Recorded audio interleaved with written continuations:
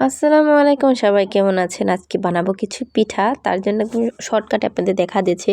মাংস হালকা হলুদ একটু লবণ দিয়ে বয়েল করে সিদ্ধ করে ছেঁচে নিয়েছি। আর বেশ অনেকটা পেঁয়াজ কাঁচামরিচ কেটে রেখে দিয়েছি। তারপরে যা করবো, প্যানে তেল, যে গোটা মশলাগুলো সেগুলো দিয়ে নিলাম, আর পেঁয়াজগুলো দিয়ে নিলাম, যে পেঁয়াজটা দিয়ে আসলে পাক করব। তো সবগুলো পেঁয়াজ দিয়ে নিলাম, কাঁচামরিচ কুচি করে রেখেছিলাম সেটাও দিয়ে নিলাম, কারণ পিঠাটার ভিতরে একটু মাংস বেশি না হলে খেতে ভালো লাগবে না। তো আমি যেভাবে বানাই সেভাবে আপনাদের সাথে শেয়ার করব। শীত চলে আসতেছে, তো পিঠার একটা মৌসুম সেটা চলে আসতেছে। একে একে অল্প অল্প করে কিছু পিঠা বানাবো আর আপনাদের সাথে শেয়ার করব। ছোটো মোটো আয়োজন যেটাকে বলে। তো বেশ পেঁয়াজটাকে ভালো করে প্রথমে একটু ভেজে নিতে হবে। তার লবণ দিয়ে দিলাম যেন তাড়াতাড়ি পেঁয়াজটা সিদ্ধ হয়ে যায়, যেটা প্রয়োজন আর কি। এপিট ওপিট করে ভালো করে নেড়ে চেড়ে নিচ্ছি, দেখতেই পাচ্ছেন। বেশটা ভালো করে ভেজে নিতে হবে। তারপর এখানে একে একে আমি সবই দিয়ে নেব।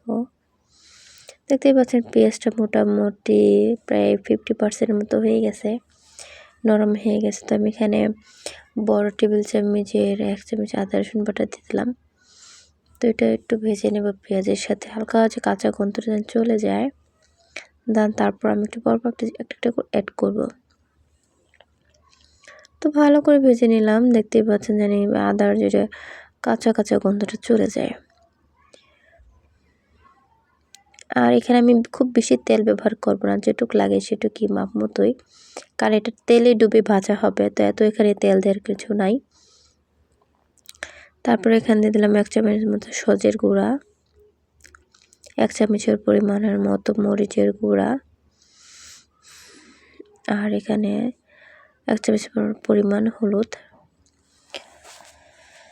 আর এখানে অনেকটা পেঁয়াজ আর অনেকটা মাংস যাবে, তো এর জন্য একটু মশলা দরকারই ছিল। এখন কাঁচামরিচ কুচিও দিয়েছিলাম, তো পিঠাটা একটু ঝাল হবে আর কি। আমি সেটাই চাই, একটু ঝাল ঝাল। আর আমাদের বাড়িওয়ালা ঝাল ঝালই পছন্দ করে। যাই হোক, তো ওখানে মশলাটাও পেঁয়াজের সাথে একটু ভেজে নেব সবগুলি। এখন কোনো তেল পানি তো ব্যবহার করব না, হ্যাঁ। এর জন্যই ও কম হিটেই সুন্দর করে এটা ভেজে নেব, শুকনো শুকনো করে কষাই নেব।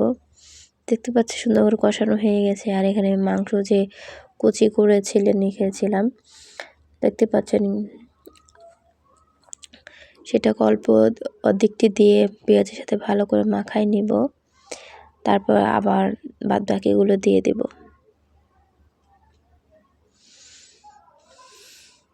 এই আসলে পেঁয়াজটাই পিঠার মধ্যে একটু মেন কাহিনী রাখে, কারণ পেঁয়াজটা বেশি হলে ভিতরে মানে কি যেন বলে রে, খামির, হ্যাঁ, খামিরটা বেশি স্বাদ হয় আর কি। আর মনে করেন আমি কত জায়গায় দিয়েছি পেঁয়াজের মাপটা কম দেয়, শুধু মাংস দেয়, সেটা খেতে তো মজা হয় না। পেঁয়াজটাই স্বাদটা বাড়ায় দেয়। আমি এভাবেই বানাই, আমি কেউটা খারাপ বলবো না, আমার কাছে এভাবে ভালো লাগে। তো আমার বাড়িওয়ালাও খুব পছন্দ করে আমার হাতের এই পিঠাটা। যাই হোক, খুব আনন্দ সহকারে আমি বানাইছি, কারণ সে খাবে, তার জন্য কিছু করতে আসলে ভালো লাগে। যাই হোক, আমার বাচ্চারাও খাবে, আমিও নিজেও খাবো। তো একটু কিন্তু ভালো করে ভেজে নিতে হবে, আমি যা বলছি বারবারে বলে নেব, কারণ এই জিনিসটা এখানেই হলো মেন। এটা যত মজা হবে, ভালো করে এটা যত সুন্দর করে কুক হবে, রান্না হবে, পিঠাটা কিন্তু খেতে তত মজা হবে।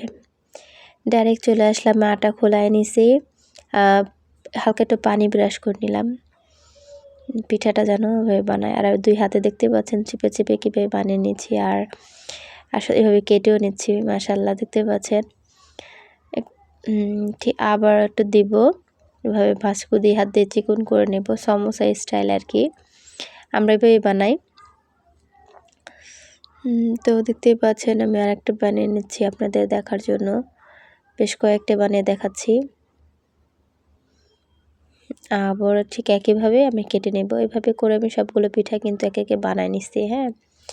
তো এখন আসলাম হলো তেলে ভালো করে ভাজা। আমি সবগুলো পিঠায় মানে এক হালকা ভাজা দিয়ে রেখে দেব, ডিপ করব আর কি, ফ্রোজেন করব। আর যেগুলো আমরা খাবো বর্তমান বাচ্চারাদের নিয়ে সেগুলো একটু কড়া করে ভাজবো।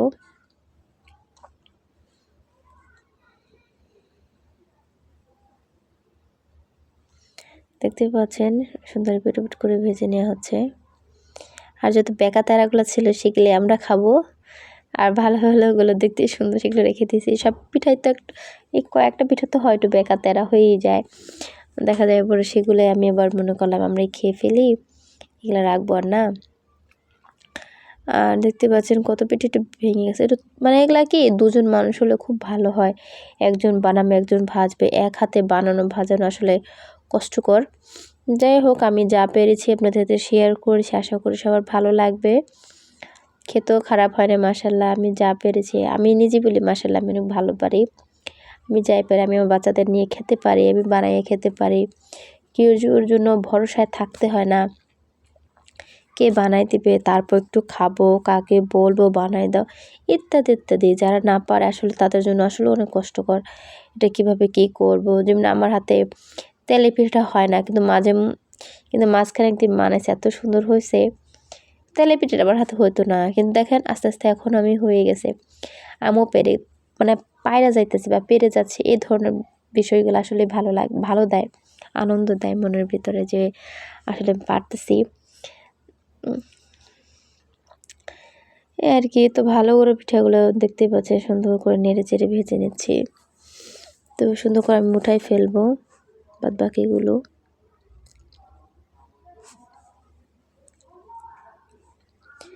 আর যারা আমার ভিডিওগুলো দেখেন তাদের আসলে একটা অনুরোধ রইলো কি, পুরো ভিডিওটা দেখবেন, দেখে একটা সুন্দর গঠনমূলক একটা মানে কমেন্ট করলেন, একটা লাইক করলেন, ঠিক না?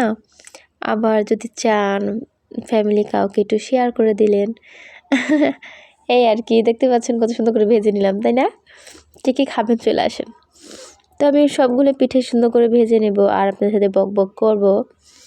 তো যা বলছিলাম আর কি, হ্যাঁ শেয়ার করে দিলেন, এতে কি হলো আমার মানে আবার ভিডিও করার একটা আগ্রহ বা মনের ভিতরে যেটা মানে জমবে যে না সবাই তো লাইভ পছন্দ করছে, আমাকে তারও বেশি বেশি করে পরিশ্রম করতে হবে, আপুদের সবার সাথে শেয়ার করতে হবে, ইত্যাদি ইত্যাদি।